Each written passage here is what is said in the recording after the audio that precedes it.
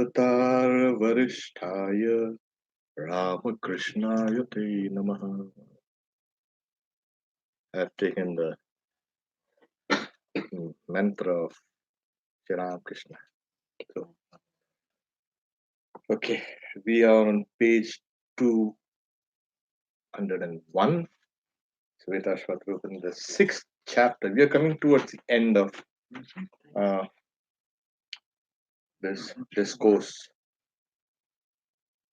on the sixth chapter, 21st verse.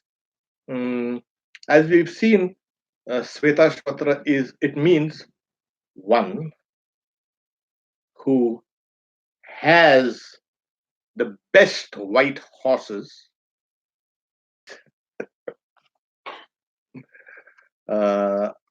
So the discourse began in the Upanishads. The sages sitting down with the other sages, and saying, what is the cause of this universe that we experience?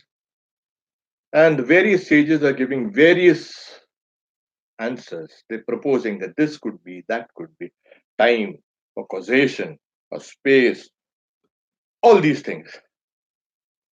Then Shvetashvatara, the sage, the author of this particular Upanishad, he says, oh no, it's the power of the Lord hidden within himself. That is the cause of the universe. Because the cause of the universe ought to be consciousness.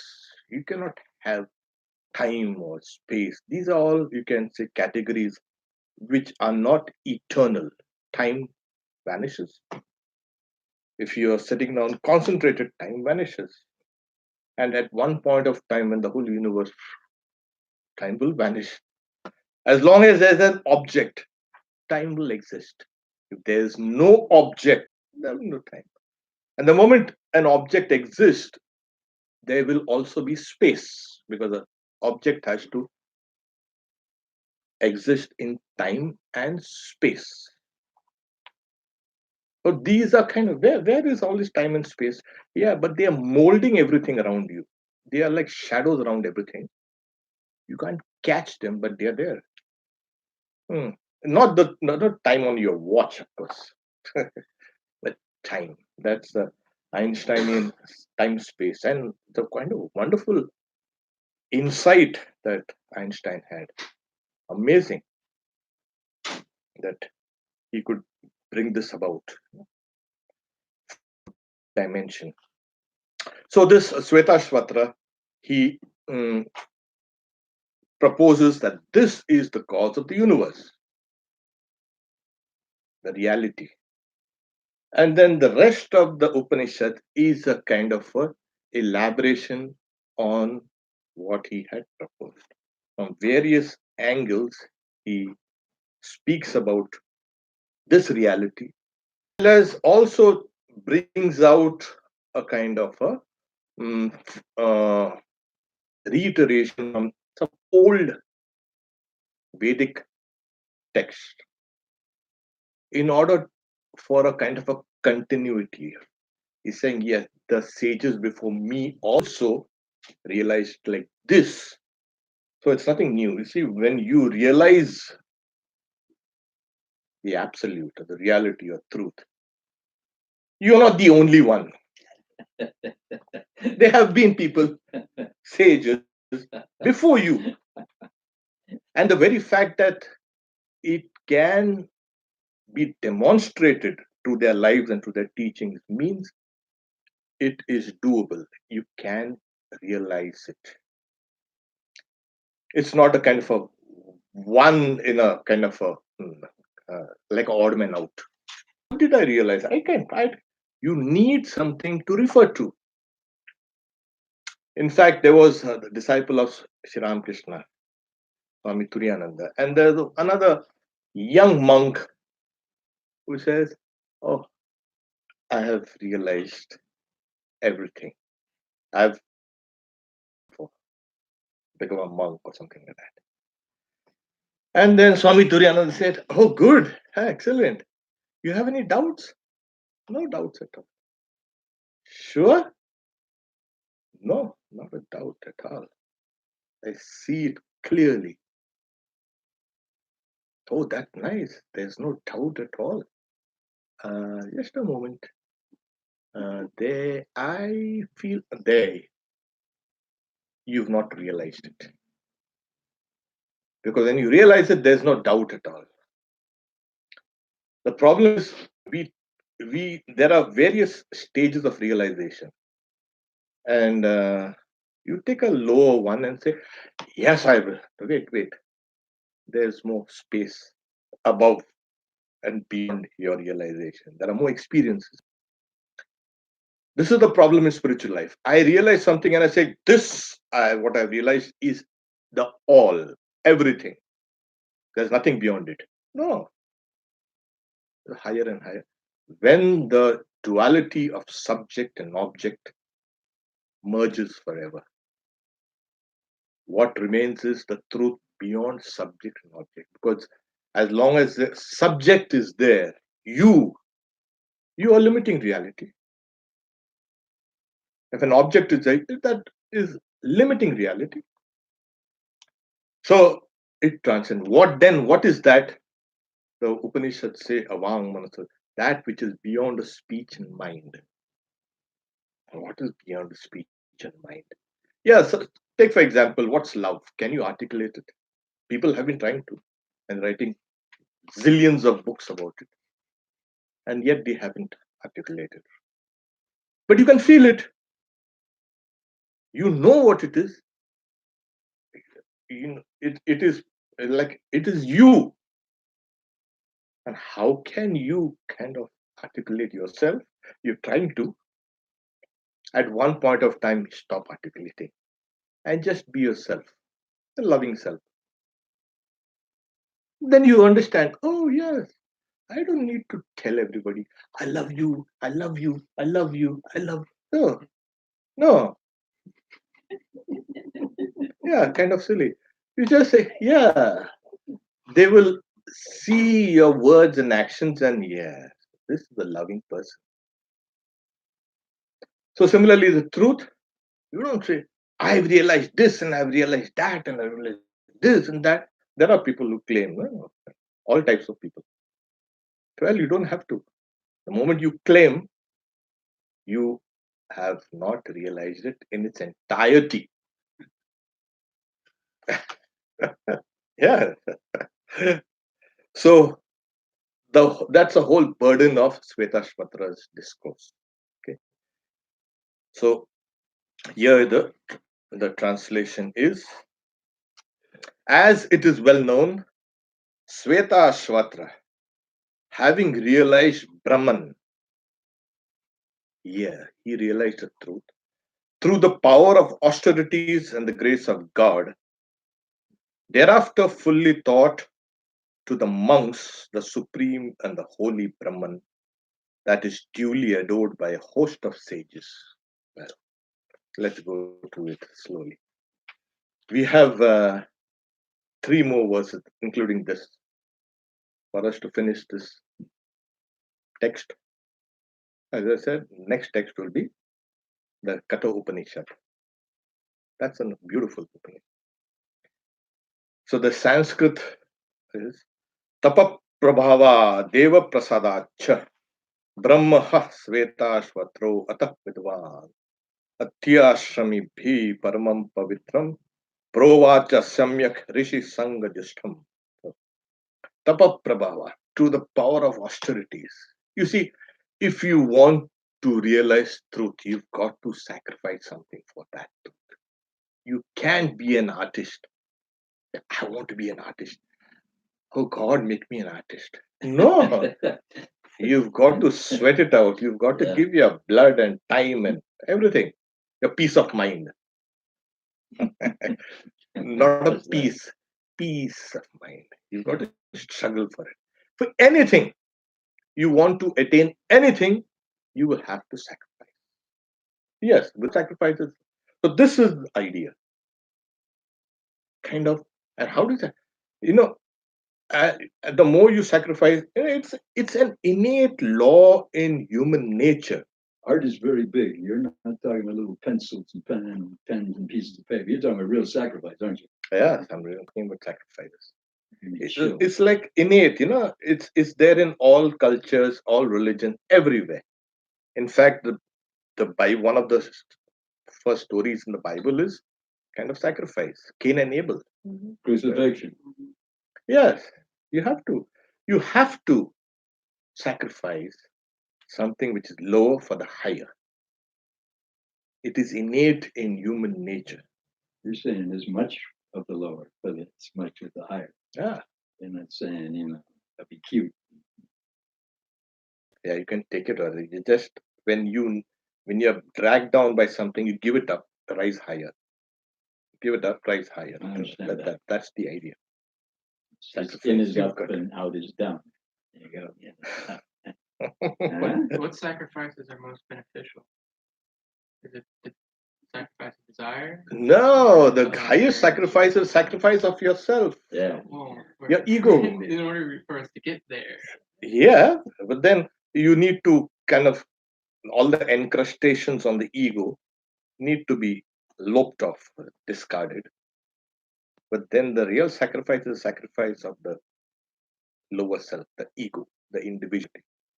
Why should I give up my individuality? Well, it's a kind of a constantly transforming entity that you have been nurturing. Nothing in you is stable. Well, this I is stable. Well, when you go to sleep, it's not there. When you get hit on the head, you fall down, it's not there. What's so big about it? You take something, some intoxicants, it's not there, it's something happens.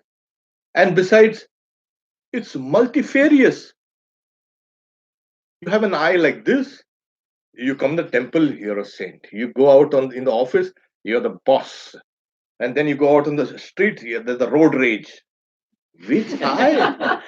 Which eye of yours is really worth keeping? So the highest you can say, sacrifice is sacrifice, self, the lower self, the individuality. Then what will happen to me? Who am I? Well, this is what the Upanishads have been speaking. That essentially we are the divine. That is our real individuality. We have kind of forgotten it. And these teachings are just to orient you towards that. Okay, that's not outside, of course, inside. The, all the Upanishads get inside, get inside, get inside. So there you uncover your real self, your divine self. And then, oh, that's my individuality. This is unchanging. Divinity does not change, does not transform. So, so tapa, to the force of sacrifice, force of austerities. Why austerities? It is uh, true. They say there's no pain, no gain. But yeah, but through pain, what happens is like there is a kind of concentration that one attains to. Suppose in India we have plenty. So we stand on one foot. Oh yes, there are people, or stand on two on your feet, of course, and they do not sit down, and their legs swell, and all the joints become stiff. And how do they sleep? Well, they kind of have a kind of a sling. They throw a rope around the branch of a tree and kind of cradle the arms and they do not sit down. What happens to them? That pain concentrates the mind. Of course, the Bhagavad Gita says that's kind of the lowest form. They don't realize that I am here in the body.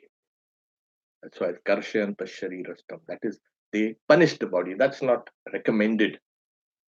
But the idea is that anything you do concentrates the mind and the senses. So if you're doing something and your mind is concentrated and your senses are concentrated, that is austerities, that is sacrifice. Okay, that's the principle there.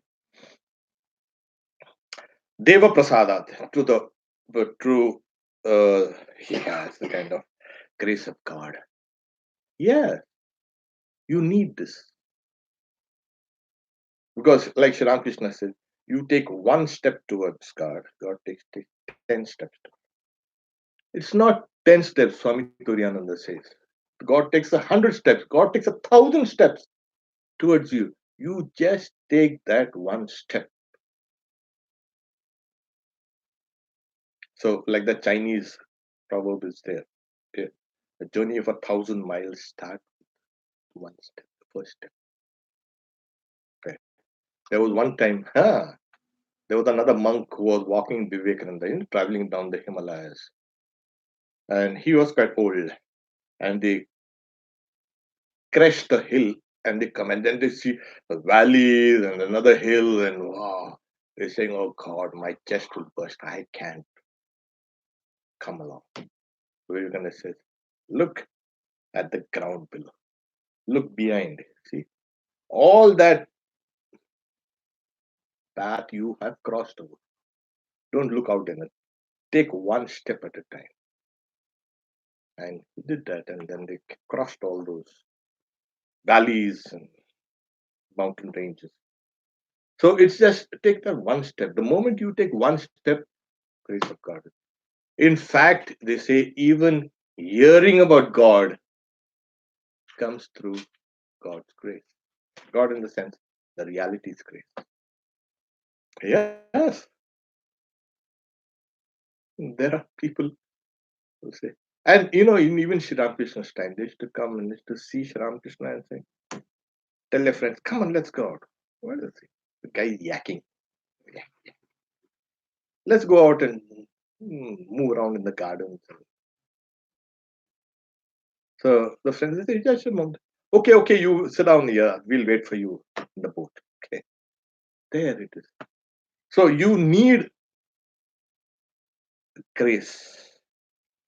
And Sri Ramakrishna also said, the grace of God, the reality is always blowing. You unfurl your sail. That is that you need to do something to catch the wind. To catch God's grace, you start making an effort. So that's that. So both are required. The power of concentration, the austerities, the sacrifices, as well as the grace of reality. And then he's saying, so Brahma is Sveta Shatra Vidwan. Vidwan, like he realized that reality. How did he realize it? Through the processes of listening to those teachings, mm, thinking about it, contemplating it, and meditating on that gradually. On what? On the words of the scriptures and the words of the Guru. Meditated on. And as meditated, what was the form of realization? I am that Brahman. Now, Vidwan, the word used is Vidwan, realized. What is Vidwan? Vid is to know. That's why the Vedas come. Vedas comes from the root, Sanskrit root, vid, that means to know. And so when you know, you are, it's also translated as knower or intelligent. But to be a real knower means you must know the reality. So what's the point in knowing? So all our knowledge is relative knowledge. More than half of our knowledge is second hand or third hand or fourth hand or fifth hand, whatever. Most of it. When we see, we interact with each other, this is the first hand. We are getting first hand kind of knowledge. Whatever you've read and all, second hand. What we have practiced becomes first hand. What we have really done is first hand. But most of the things that we think about, and in the morning we read a newspaper, oh, it's just like that. It's all second hand. That incident must be there, but it's layered with different people, different interpretations. So we must be able to peel things out and see things. And never is a thing properly described. Never. Because we are biased. We see from our angle of, oh, this is what it is. To be a real knower is to have that absolute knowledge, free from all bias. The moment you can strip yourself of all your kind of facing limiting adjuncts, like even I'm male, I'm a female, even that knowledge, that consciousness has to go. I'm a human being, even that knowledge, consciousness has to go. Only then can you realize this. I'm a male, I'm a female, I'm a this, I'm a that, I'm living in LA and I'm living in California. No, that's all relative knowledge. These things impinge on that absolute knowledge. Divest yourself. There you are. Then you have this supreme knowledge. Okay. I'm young, I'm old, I'm fat, I'm thin. No, all these things. I know. I know I'm a stout guy. I know I'm skinny. That's wrong knowledge, they'll say.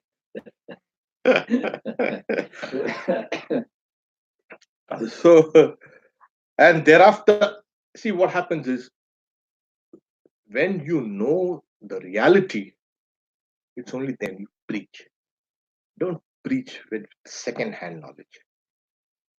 You will create confusion. It's always like that. And there are preachers and preachers who will keep on preaching second hand knowledge, and then the disciple, it becomes like that only, stale second hand, stale knowledge, cooked by somebody else, something like that. So after he realizes the, the truth, he teaches it to others. And who does he teach it to? Those guys who can really appreciate it. You can go stand on the freeway and say, yeah, come here, I'm going to teach you. No, it's not like that. Probably you can go to some yoga studio and then, okay. Don't do your headstand. Sit down comfortably. Teaching comes with a calling. You're saying just go do it. Not necessarily. Take, for example, Swami Vivekananda, it was given to him to preach. He didn't want it, but he's saying, you'll have to do it. There was another great sage during that time in Banaras. He was called Trailanga Swami. He was not actively involved in preaching. Sri Ramakrishna met him. Okay, it's a long story. But he wasn't going around and preaching. But his influence was such that people used to come to just have a darshan, as they say, kind of, to see him, salute him. That he wasn't bothered about teaching, giving a class. Hey, you come here, I'm going to give a class. I've realized the truth now. No, it's not like that. So, and whom does this sage teach? It's like, in the old days, we had something called the 4 stages of life. First, you're a student. It's called ashram. The next is after you're student, after you finished your studies, you get married. You go and get married. That's the second. And the third is how long are you going to stay married? You get out of this place. Go out in the forest and practice austerities. Huh, yeah, what about it was never yours and it will never be? Get out. Go out. They were called the Vanaprasthi. They were those who used to live in the forest and practice meditation and austerity study. Because they had already studied when they were students, kind of a recap. And then when they come, they're ready for the final plunge, they become monks. There were those who became students when they were young. They were 4 or 5 years old. They enter the house of the guru and they study for 12 years and they are there. And if you are more interested, you want to do a postdoc, then you stay for another 12 years. There you are. And then you're saying, I'm not going to get married. I'm going to get out and become a monk. Even those things. So these were stages. None was superior, inferior. It was just a stage of life one had to go through. The goal was moksha, freedom. It was meant for each and every person. Your goal, my goal, his goal, everyone's goal is freedom. That's the goal of human life. So there we are. There we are. And if you can't do it in this one life, you get another chance. Wait. But keep that goal in mind. So the society was kind of tailored. Because once you say, I want to go straight, okay, to where? Where do you want to go? Suppose Vanaprastha. in LA. That's confusion. So when you're going, I'm going to the temple. Okay. Once you set your sight, I want to go there. Then you can take either this route or that route or something. But your goal is fixed. So society oriented itself, accommodated itself to these kind of people. Never say, the guy's crazy, he's leaving everything and going. Not he, she also. The woman also used to go, the wife also used to go, and both they used to practice austerities together. And the wife sometimes used to stay behind to take care of the grandchildren. Was the keeper of culture, tradition. So it was always the first thing, Matru Devo, salutation. First, your first teacher is your mother.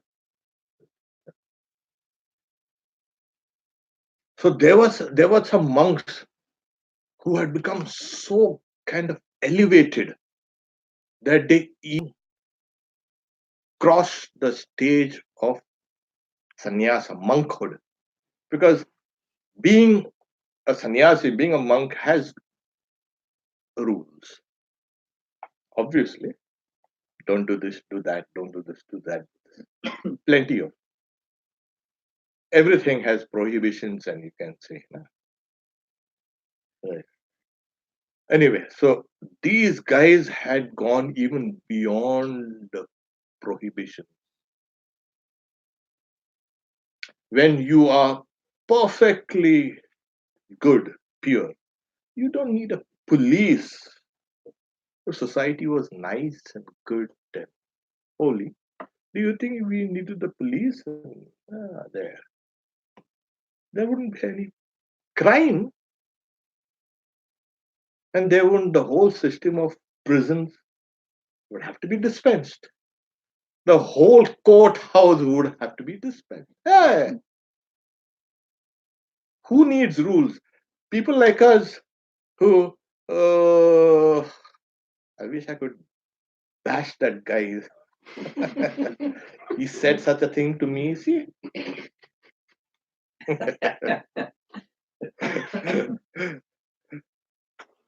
so it is these meddling guys who need these rules and all. These people gone beyond all rules. So that's why it's called Atyashrami B. Or you can take them also as they were great souls. What did he say? Paramam Pavitram. He's saying that which is supreme and holy. He taught them that which is supreme. What do you teach? Well, I teach this person science and physics and this and that. And what did this sage teach? He taught them that which is supreme, that which is the pure.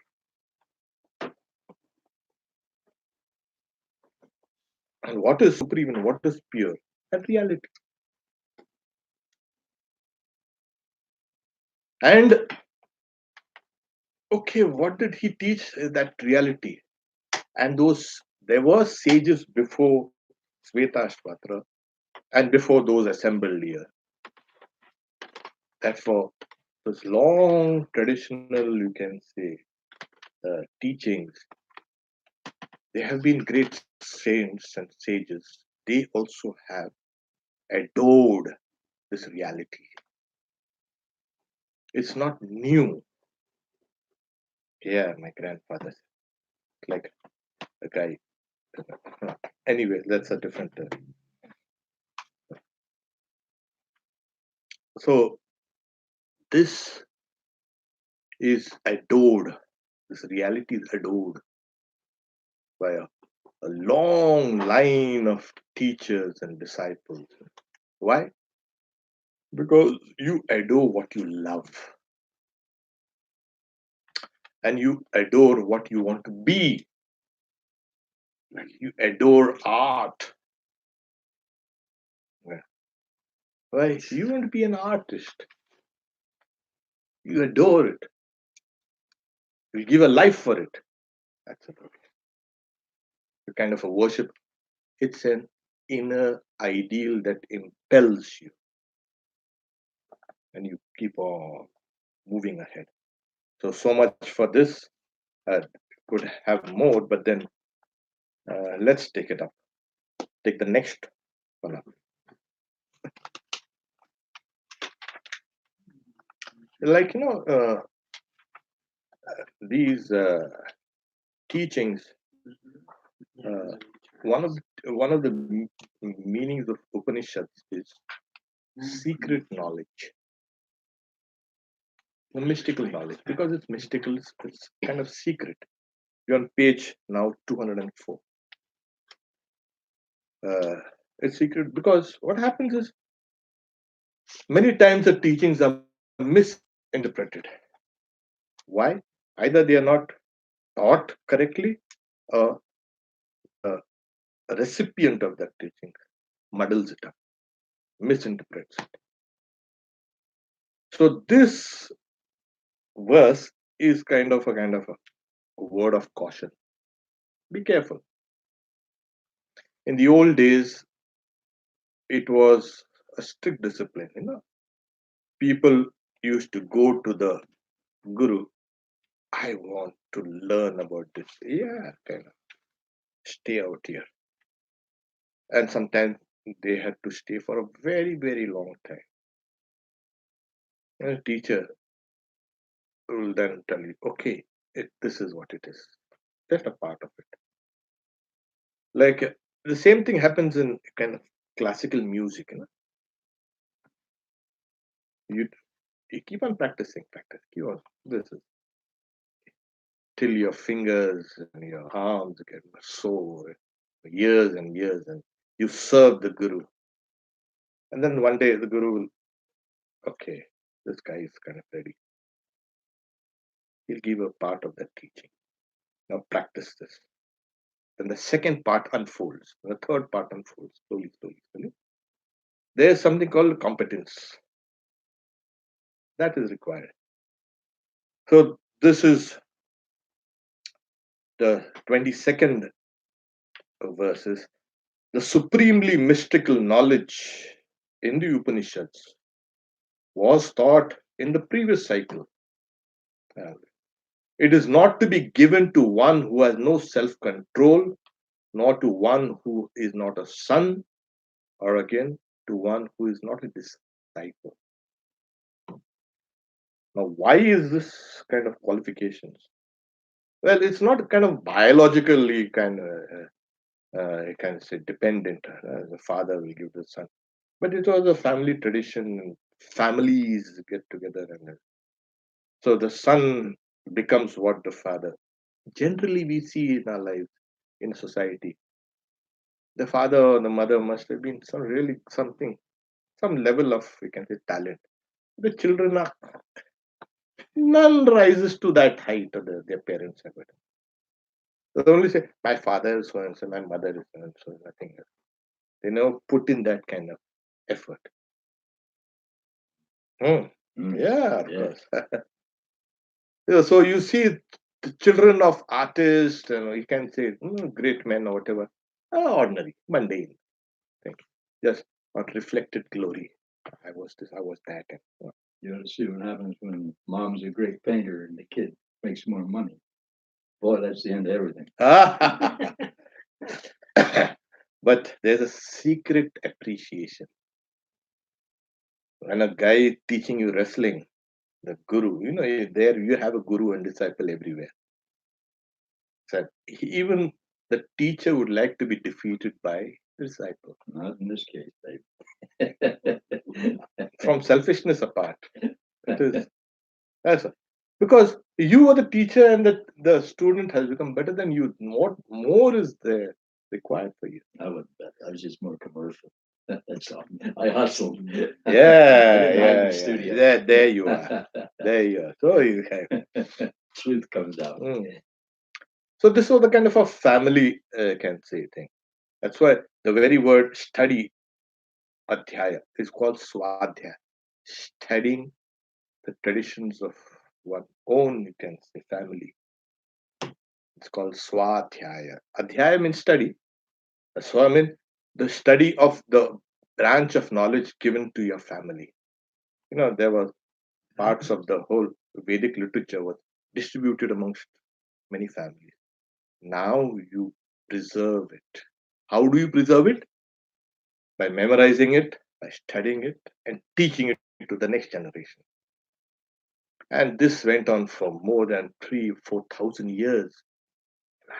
Imagine, God, for 4,000 years, give or take a little, 500 years or 1,000 years, that from one generation to the next generation, this knowledge was transmitted. All knowledge starts actually orally. There are oral traditions. We used to sit down in front of the fire when we had not built societies, structure. We used to sit down in front of the fire to protect ourselves from the cold and the predators and the darkness also. And what do you do when sit down in front of the fire when people are sitting around? You keep on telling.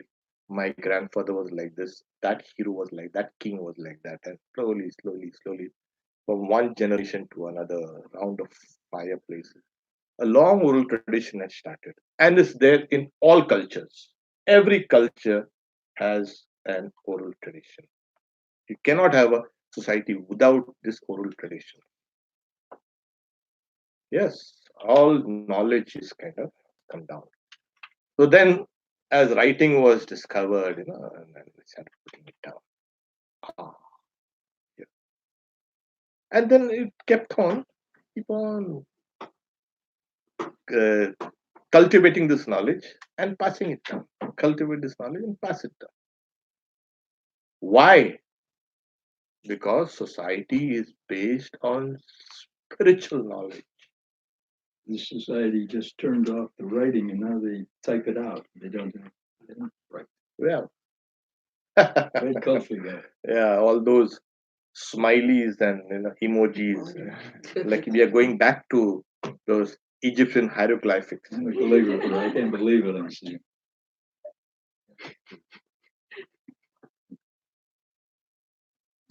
But every word is a kind of symbol. Every word is a symbol. Ah, Yeah, it represents something. So if you draw a kind of a triangle, and then there's a tradition that says, yeah, this represents a mountain. You don't have to draw a huge mountain, right? Mountain. Just a small triangle, and you understand. Everything is a symbol. Like you are a symbol of who? Of the reality. Yeah. The whole universe is a symbol. Whose? God's? Oh, really? Yeah. Why do you have to worship? So you kind of general abstract from all the symbols found in the world, and you make a kind of a condensed sound symbol. It's oh, yeah. Every religion has symbols. Not only religion. Suppose you go to a big corporate, they also have their kind of a logo. That's a symbol. You see that? Oh, so the mind works on that. Okay.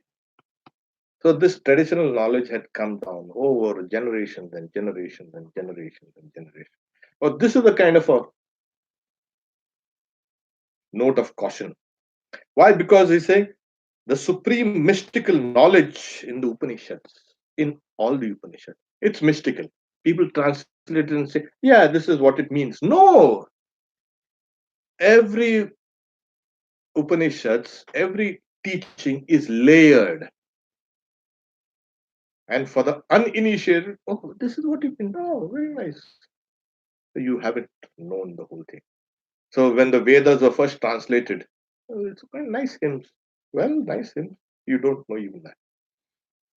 Like you have this, the Torah. We study it. It's symbolic. It's mathematical. There's a meaning hidden inside. You need to understand where exactly what appears. It can be understood numerically or anything.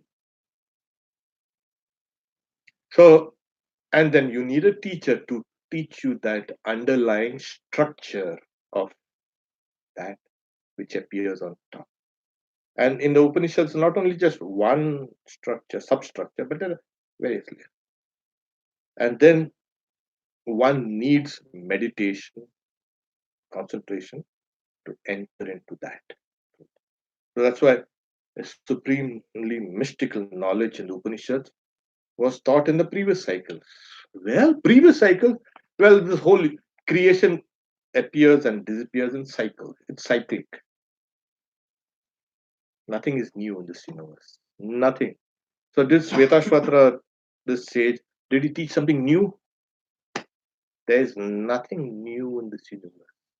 Nothing. But if I keep on painting something new or doing something new, there's nothing. You just rearrange the parts. So the previous cycles, there are two ways, kind of eulogy, it's very ancient. Or this knowledge was present even when there was no creation. This knowledge transcends creation. So that's the idea. So keeps on and on and on. And you see, this whole knowledge, the creator, he meditates. And as he meditates, he expands. Tapasa chiyate brahm. He practiced austerities, meditation, and expanded. What did he expand? His knowledge expanded. What do you mean expanded? His knowledge. Yes, he is knowledge. Tasya jnana. He is knowledge. What do you mean he is knowledge? You, every one of us represents knowledge of the reality. And as you keep on manifesting that, your knowledge, all individuals, it's actually you who are manifesting yourself. And we grow in knowledge. It's not the body that's important, it's the knowledge that's important. You are one with that knowledge. You are that knowledge. And as you keep on manifesting, displaying, you keep on expanding and expanding. The same thing happened with the creator. He meditated and expanded. What made him expand? Knowledge. What is the knowledge called? Vedas. So they expanded. And so that's the reason why in Sanskrit, the word object does not exist. This is called padartha. It is meaning. This is the meaning. It is knowledge. Every object is knowledge. Objective knowledge, subjective knowledge. Everything in this universe is knowledge. So that's why in Vedanta, when they say the whole universe has emerged from the Vedas, means it has emerged from knowledge and merged back in knowledge. Chit, Chit, Satchidananda. So there you have this whole world. Yes, everything, whole creation is nothing but a manifestation of knowledge. Is the same thing as in the beginning was the word? Yes, yes, of course. It's an old Greek idea of the logos. And that was taken by the Alexandrian Greeks. Plotinus. It's quite a what you are logos is what you are manifesting. The whole of this Western culture, civilization, whatever, is based on this.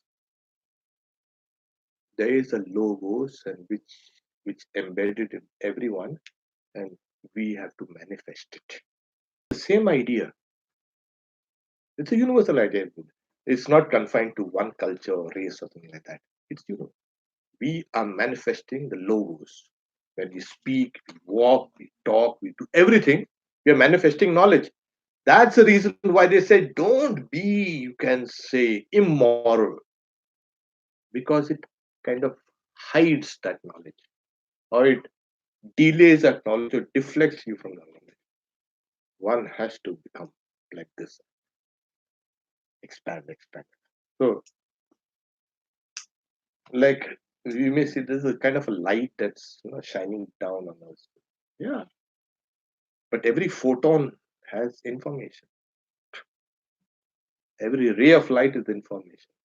Every word, every sound has meaning. Everything has meaning. So that's an old idea. So in the previous cycle, they say it is not to be given to one who has no self-control. Yeah. In fact, the Upanishads are a little cautious here. Of course, Swami Vivekananda said this literature should be given to all, everyone, because it is your real nature. Why should you not know it? That you are the Atman. But if you need to realize it, kind of in that old disciplinary fashion, there need to be some amount of self-control. And it's true. As we grow, as we mature, we know simply behaving like children will not get us anywhere. I want this. I saw the other day on the airport with a small child as a mother's carrying. Mama, I want this, I want this, I want that, yeah, I want this. Give me that, give me that. And the mother is like, oh, okay, no.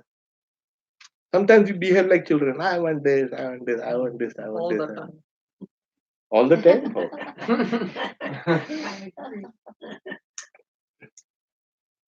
As we grow up, we say, oh, no, I don't really need that. As we mature through knowledge, there's an automatic self-control coming. Automatic. The very nature of knowledge is to control you. Yes. See, the more knowledgeable a person is, the more peaceful a person is, because that there's more control. So that's the idea. So I want this, I want this, I want this, all that. You And know, then you get into trouble. my grandnephew, Yeah. he's 2.5, and he says, on everything, it's mine. Yeah. Everything. Actually, is right. Teach your nephew, grandnephew, I'm not near him. But anyway, what should I teach him? all the good as well as the bad also is mine. He will say only the good is mine and the bad is yours. Whenever I would say, "Oh, I want something," my parents would respond, "How does it feel to want?"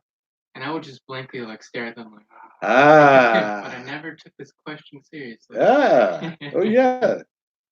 Yeah. Because the very fact, Swami Vivekananda said that the very fact we live in a society, we need to restrain ourselves.